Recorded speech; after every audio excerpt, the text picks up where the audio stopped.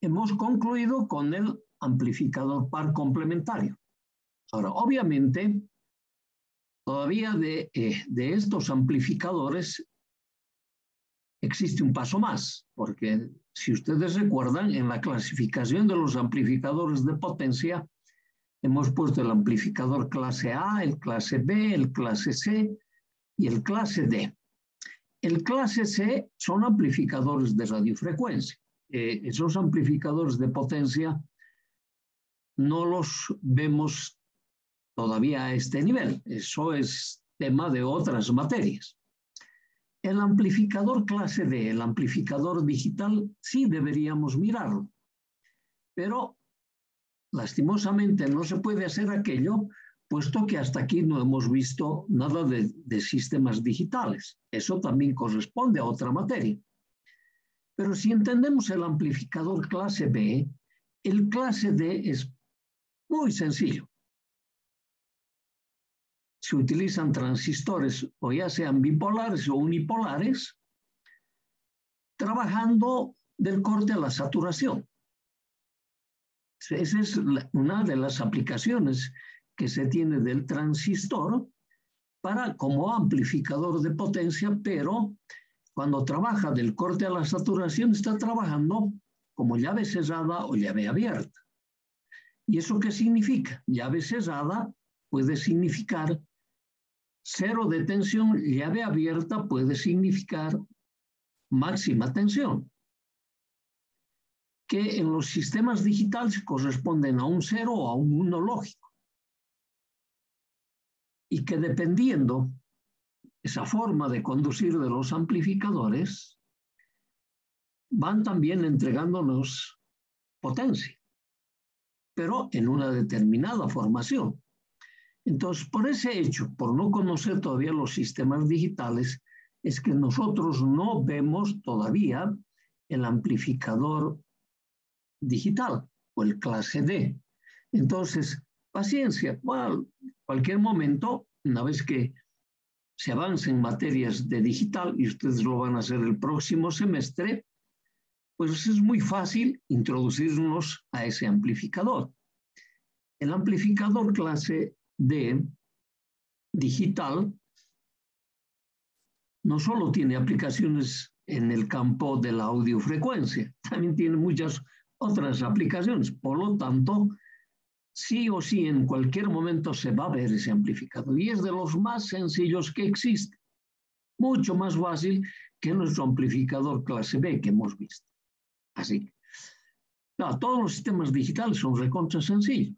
Si bien el principio, es decir, las bases fundamentales de los amplificadores digitales tienen alguna relativa complicación o complejidad por los códigos que se tiene que manejar. Entonces, eso requiere todavía algún avance de temas que no están incluidos en nuestro programa, pero sí en una próxima materia. Así que ahí, con eso hemos terminado nuestros amplificadores de potencia. Y hemos concluido en este circuito. Este ha sido nuestro circuito que hemos logrado implementar, partiendo de un par de transistores interconectados a través de un potenciómetro en el circuito de entrada.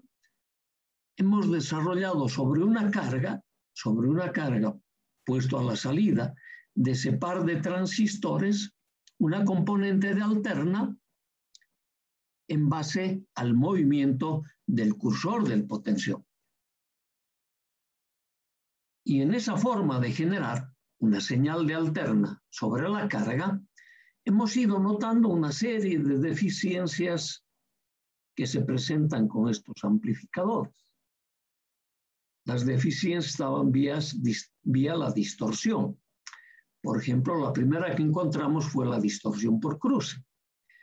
Y para corregir esa distorsión por cruce hemos introducido un transistor y un potenciómetro que nos permitía corregir la distorsión por cruce. Luego hemos visto la deficiencia de que ese circuito estaba polarizado con dos fuentes de tensión. Lo hemos reemplazado con una sola fuente de tensión y hemos introducido un capacitor de acoplamiento a la carga para evitar que sobre la carga circule componentes de continuo. Y hemos garantizado con aquello la creación de una tensión justo en el punto de unión de los emisores, de una tensión de valor BCS medios, que era la condición sine qua non que tenía que tener los transistores Q1 y Q2 para trabajar en clase B. Además, en sus bases también teníamos una tensión BCS medios. Por lo tanto, estaba garantizado que los transistores Q1 y Q2 trabajen en clase B, y al resolver la deficiencia de la distorsión por cruce, habíamos encontrado que los transistores Q1 y Q2 en realidad no trabajaban en clase B, sino estaban en clase AB, cuya conducción eléctrica era mayor de 180, pero menor que 360 grados eléctricos. Ok. Luego, para evitarnos el mover un potenciómetro, hemos reemplazado la excitación también por otro transistor, cuya polarización ya estaba determinada, porque me decía, su punto de trabajo se tiene que garantizar de tal manera que la tensión colector-emisor del transistor Q3 sea la mitad de la fuente de alimentación de ese medio. Por lo tanto, la caída de potencial en la suma de las resistencias R11 y R12 tenía que ser el otro BCS medio. Ok. Eso es lo que hicimos. Reemplazamos un transistor con un transistor, los potenciómetros, de tal manera que el transistor estaba trabajando en clase A, conduciendo durante los 360 grados eléctricos. Eso nos decía, conocemos el tipo de polarización del circuito de entrada, era un divisor de tensión. Era muy sencillo implementar aquello. Entonces, con eso ya nos hemos independizado de los potenciómetros y hemos podido obtener 360 grados eléctricos en la resistencia de carga. Ok. Luego nos hemos encontrado con que la etapa de salida era un par complementario, pero trabajaba en la topología de seguidor emisivo. Su ganancia de tensión no era 1, sino aproximadamente igual a 1. Entonces dijimos, ¿cómo podemos introducir una ganancia de tensión? Por lo menos, en vez de 1, una ganancia de tensión 2 o 3, de tal manera que la ganancia de potencia todavía sea mayor, porque aquí la ganancia de potencia estaba garantizada por la ganancia de corriente que tienen los transistores Q1 y Q2 trabajando en la topología colector común. Y segundo, además, habíamos hecho algún refuerzo en la resistencia de carga, disminuyendo, sin variar la resistencia puesta en el colector de Q3, disminuyendo la circulación de las componentes de continuo, de alterna, que nos producían consumo de potencia en alterna. Entonces ahí aplicamos un efecto bootstrap. Entonces una vez resuelto eso, aún así no teníamos ganancia de tensión. Por lo tanto, para introducir ganancia de tensión, hemos introducido otro transistor, este Q4, de tal manera que me produzca una realimentación y esa realimentación me dé una ganancia que sea el cociente de la resistencia R6 a la R5. Y que esa ganancia esté dada para señales. O sea, por eso este condensador, ¿no ve? Era para señales. Entonces, haciendo, por ejemplo, que R6 sea igual a R5, nosotros teníamos una ganancia de tensión con este sistema igual a 2, con la realimentación. Entonces, con una ganancia de tensión igual a 2 más la ganancia de corriente que tiene, me daba un producto, ganancia de corriente por ganancia de tensión, el doble de cuando no teníamos la ganancia de tensión. Y podíamos tener incluso el triple. Claro, a medida que más realimentación ponemos, entonces en nuestro caso podemos lograr llegar a distorsionar el sistema. Entonces tampoco hay que ser demasiado ambiciosos cuando decimos, oye, vamos a poner ganancia. Le pondremos lo más que sea posible. Vamos a crearle una serie de problemas en la resistencia de carga, introduciendo distorsión. Van a empezar a aparecer nuevas frecuencias que no están presentes en la excitación de este amplificador. Ok, entonces se requiere una ganancia de tensión, no de un valor muy elevado, 2, 3 a lo sumo. Ok, entonces, y hemos quedado con este amplificador y sin darnos cuenta, nosotros hemos ido resolviendo los problemas y hemos generado un circuito con acoplamiento de continuo desde la etapa de entrada hasta la etapa de salida. Okay, desde la etapa de entrada hasta la etapa de salida. Y hemos garantizado que no circulen componentes de continua a través de un acoplamiento capacitivo al transductor de entrada y a través de este acoplamiento capacitivo al transductor de salida. Pero en la etapa interna, en las etapas internas, no tengo acoplamiento de alterna. Todos los acoplamientos son del tipo de continua. Y luego hemos visto que los transistores Q1 y Q2 tenían un problema cuando la resistencia de carga se nos cortocircuita. Podía llegarse a destruir los transistores Q1 y Q2 por ese cortocircuito. Entonces le pusimos nosotros una protección dinámica. No hemos utilizado la protección que muchos creen que es más que suficiente ponerle un fusible acá, en el punto de unión de la fuente de polarización y el circuito. Claro, ¿produce protección? Claro que produce. Pero muchas veces el fusible que colocan acá son tan lentos que primero se queman los transistores, luego el fusible. Entonces, para evitarnos ese problema, hemos puesto una protección dinámica.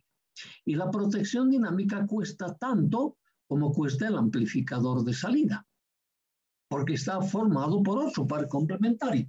Y hemos explicado ese funcionamiento dinámico en los casos en los que el RC se nos cortocircuita. Empiezan a protegerse como a una forma de un ping-pong. Q1 protege a Q6, Q6 protege a Q1 y así sucesivamente. Lo mismo sucede con Q2 y Q7. Entonces, de esa manera hemos quedado con esta cantidad de transistores y resistencias produciendo un amplificador en el rango de audiofrecuencia con excelentes características. Luego hemos dicho, normalmente el desarrollo de la electrónica requiere cada vez más amplificadores con mejores condiciones de las que nosotros hemos diseñado. Dos, requieren amplificadores de dimensiones cada vez más reducidas y que tengan excelentes características. Y esos son los circuitos integrados. Entonces ahora vamos a empezar con nuestro capítulo 7, que se refiere a los circuitos integrados. Y ustedes van a ver, que no voy a decir son exactamente igual que este circuito, pero tienen harto de parecido con estas topologías, los circuitos integrados. O sea, el circuito interno del circuito integrado. Ok. Bien, o sea, vamos a empezar con nuestro capítulo 7. Ese capítulo 7 se denomina circuitos integrados. Dentro de esos circuitos integrados, este es el símbolo que vamos a utilizar para representar un circuito integrado. Dentro de este símbolo, dentro de este triángulo acá adentro, vamos a tener una topología circuital de acoplamiento de continua de varias etapas. Claro, para nosotros no va a ser posible que analicemos todos los circuitos integrados. Nunca es posible aquello. Nosotros vamos a ir tomando algunos modelos. Y los modelos que vamos a tomar son los modelos de los circuitos integrados que más aplicación se tiene, especialmente en este proceso que estamos. ¿Cuál es nuestro proceso? Enseñanza y aprendizaje. ¿No? Ese es nuestro proceso. Entonces, para eso, este es el circuito que nosotros hemos diseñado. ¿No ve? Este es nuestro amplificador de potencia par complementario, que ha sido objeto de nuestro estudio en el capítulo 6. Ajá. El primer circuito integrado que vamos a analizar va a ser este otro modelo, que tiene un número, vamos a ver su característica. Y más o menos si miras, tienen harto de parecido en sus diferentes topologías circuitales. Y vamos a ver de qué partes está compuesto este circuito integrado. El segundo circuito integrado que vamos a ver es este otro. Este es un circuito integrado muy popular, de mucha utilización en este proceso. Es el micro A741. Y tiene harto de parecido con el circuito que hemos visualizado en nuestro capítulo 6, que lo vamos a ir identificando de a poco, con calma. Claro, miramos, dice, uy, este es más o menos complicado como este, o este es mucho más complicado que este otro, pero todos son sencillos de entender, porque todas las diferentes etapas ya los hemos visto. Y finalmente vamos a ver este otro circuito integrado. Fíjense, a diferencia de los dos primeros, este circuito integrado ya está combinando a los transistores. Estoy utilizando transistores bipolares y transistores unipolares. Estos circuitos integrados son del tipo lineal. Es decir, que me tienen que responder durante los 360 grados eléctricos sin posibilidades de distorsión. Esa es la primera idea que tenemos que tomar. ¿Existen otros circuitos integrados? Claro que sí. Lineales, y también existen circuitos integrados alineales. Los circuitos integrados alineales son para la aplicación de los sistemas digitales. Entonces ese va a ser objeto de nuestro estudio en otra materia. Y vamos a ver, ¿no ve?, que van a estar conformados, claro, no de estas mismas topologías, pero de topologías circuitales parecidas, que para nosotros ya van a ser mucho más sencillos el ir entendiendo. Entonces, vamos a ver que nuestra transición de pasar del transistor bipolar o unipolar al circuito integrado nos va a ser muy sencillo, porque todas las etapas que conforman un circuito integrado ya los hemos visto, ya los hemos analizado. Es más, los hemos ido utilizando en los diferentes laboratorios que hemos estado viendo. Ok, entonces, ese paso no va a ser complicado, va a ser más bien bastante sencillo. Entonces, ¿cuál es el objetivo que perseguimos para utilizar circuitos integrados? Es obvio suponer que ha habido un desarrollo permanente de la electrónica. Y ese desarrollo permanente de la electrónica nos ha obligado o ha requerido la utilización de amplificadores cada vez más lineales sin posibilidades de distorsión, uno de los temas.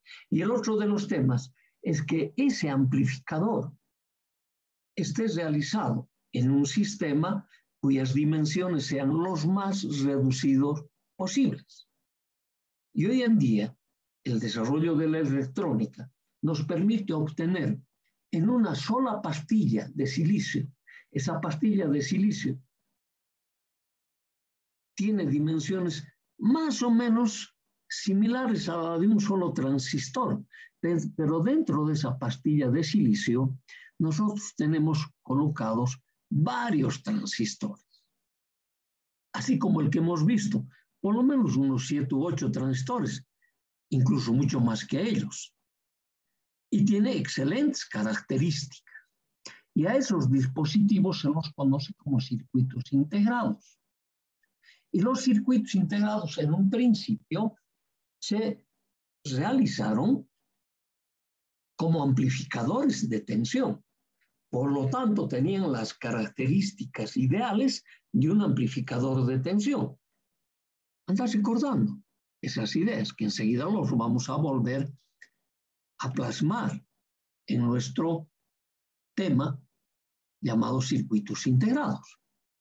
Pero también ese desarrollo ha logrado que no solo se utilicen los amplificadores de tensión, sino también se utilicen como circuitos integrados los amplificadores de corriente, los amplificadores de transconductancia y los amplificadores de transresistencia.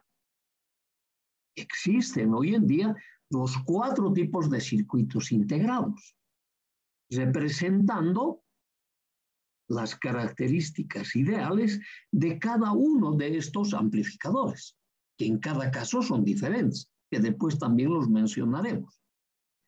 Pero al principio, cuando recién empezó a aparecernos estos circuitos integrados, tenían una principal tarea que desarrollar.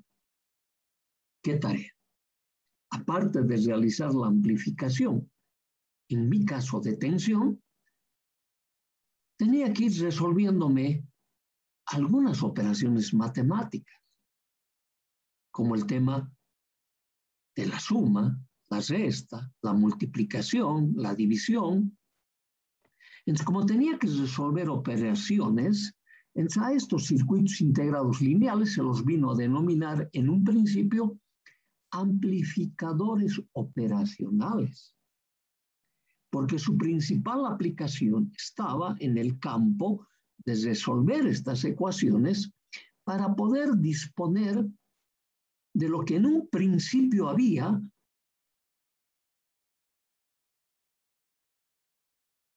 las computadoras analógicas, que te resolvían los problemas vía estos amplificadores. Ajá.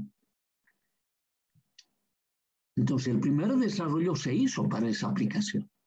Y tal es así que hoy en día, en la mayoría de los textos, de los libros que se van editando, a los circuitos integrados para aplicación lineal, continúan denominándolos amplificadores operacionales. Y nos dan unas características para ese amplificador operacional que coinciden exactamente con el amplificador de tensión. ¿Cuáles características? Todo amplificador tiene que tener su ecuación de transferencia lo más elevado posible. Y en el amplificador de tensión es la ganancia de tensión que tiene que tomar ese valor, en lo posible infinito. Además, para que ese amplificador sea perfecto, debe tener una impedancia de entrada de valor infinito y una impedancia de salida de valor cero.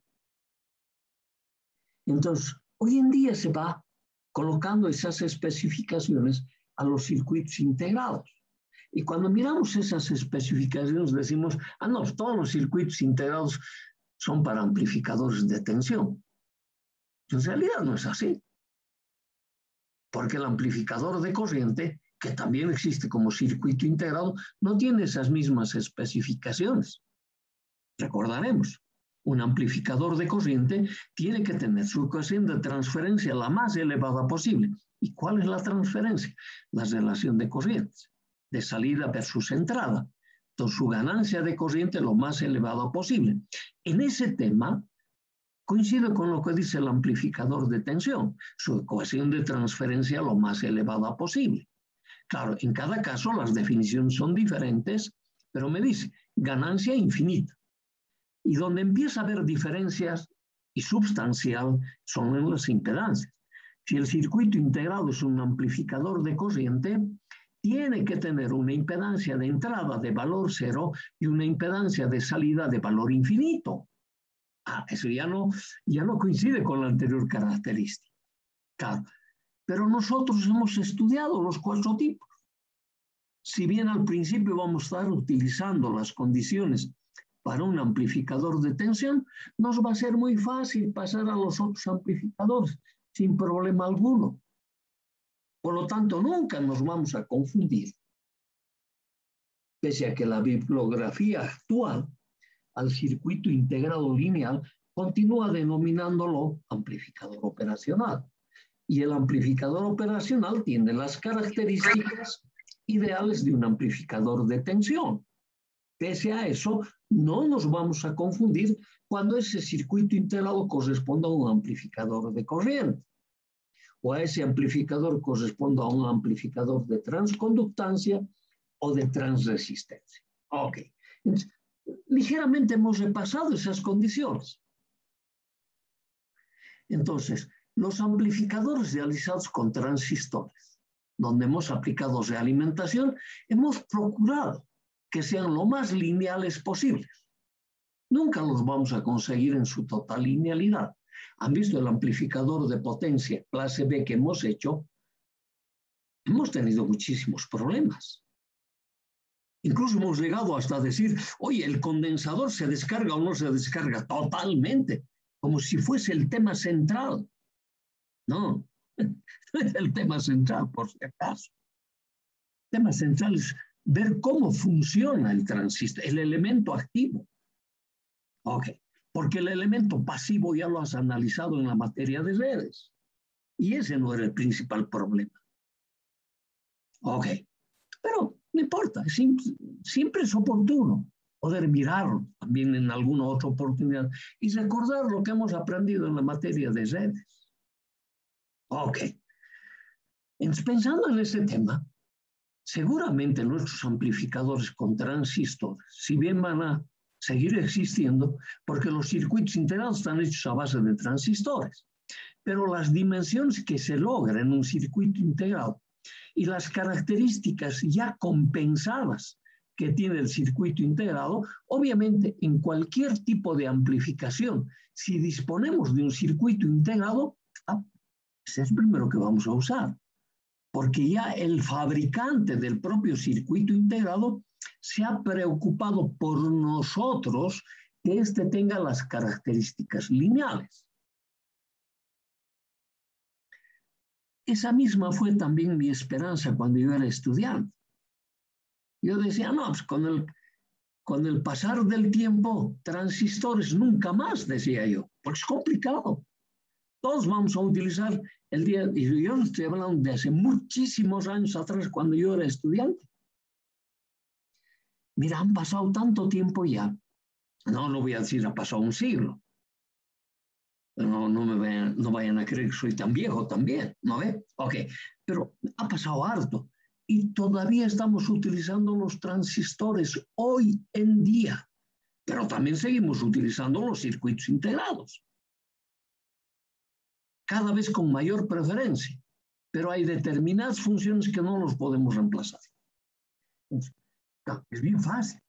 El circuito integrado inicialmente es complicado, pero no necesitamos conocer la estructura interna del circuito integrado para utilizarlo.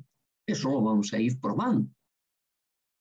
Claro, y muchos van a decir, oye, ¿por qué no me enseñan nomás cómo uso el circuito integrado? ¿Para qué voy a ver lo de adentro si nunca me voy a introducir en él? No te olvides que tú estás en tu formación de ser el día de mañana o licenciado o ingeniero, que es lo mismo, ¿no ve?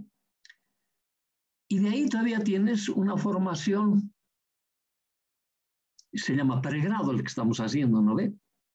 Después va a venir el posgrado, y hay varios posgrados, diplomado, especialista, máster, maestro quiere decir, ¿no ve? Máster en una determinada ciencia.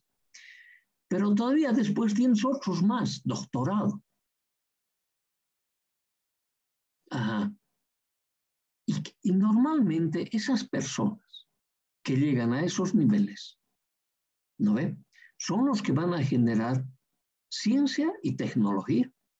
¿Y cómo lo van a generar? Conociendo previamente esto. Si no se conoce esto, no vayan a pensar que la ciencia y la tecnología parte de la nada. No, parte de un conocimiento previo. Ok, entonces para eso es que estamos queriendo entender cómo esas personas han concebido esto. Que es muy fácil. Los vamos a ir mirando. Ok, entonces, esos son los amplificadores que nosotros vamos a utilizar. están hechos en circuitos integrados, sus dimensiones son parecidas a las de un transistor y tienen costos tan reducidos como un transistor. Verifiquen, vayan a la calle Colón, entren a esas tiendas de componentes, pregunten por un transistor y pregunten por ese circuito integrado que les hemos mencionado, el 741. Comparen. Tiene dentro de él una especie de cerca de más de 20 transistores y te cuesta como 2 o 3 transistores simplemente. Ok, no nos olvidaremos de